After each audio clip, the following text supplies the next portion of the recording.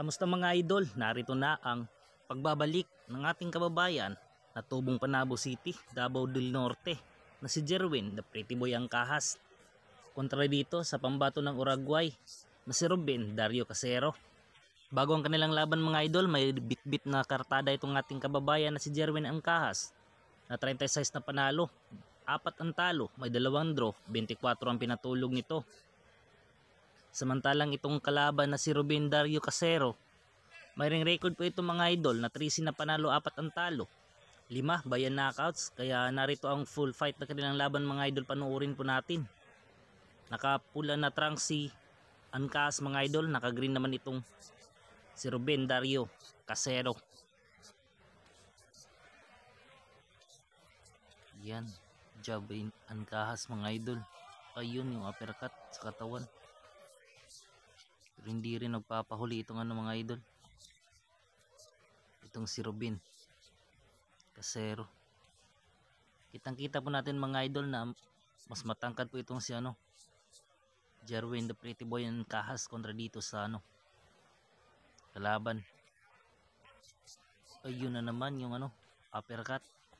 Ayun na naman, hukay sa katawan. Grabe.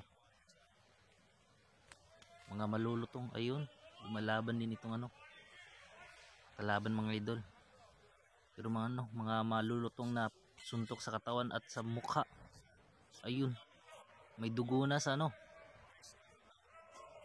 kanang kilay nitong ni Ruben Dario Casero. Gagalit na naman yung iban itong mga idol. Kasi puro tayo ng Ayun. Tumama ng 1-2 combination ng kalaban. Wow, straight. Ayun, katawan na naman. Grabe itong si Angkahas mga idol. Linalay po si Ruben Casero. Ayun na naman yung hukay sa katawan. Grabe itong si Angkahas mga idol. Ang pagbabalik ng Angkahas, jab sa mukha, tapos banatan yung budigan ni Casero. Ayun na naman yung suntok sa katawan ni Angkahas. Grabe si Angkahas mga idol. Jab ay Angkahas, may dugo pa rin yung kilay ni Ruben Dario Casero. Tubong Uruguay ito mga idol, si Casero.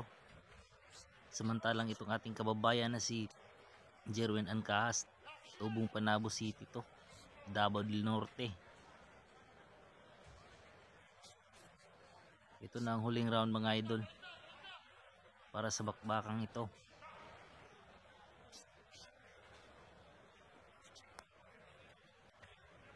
Tumatayo si Angkahas sa harapan ni Ruben Dario Casero.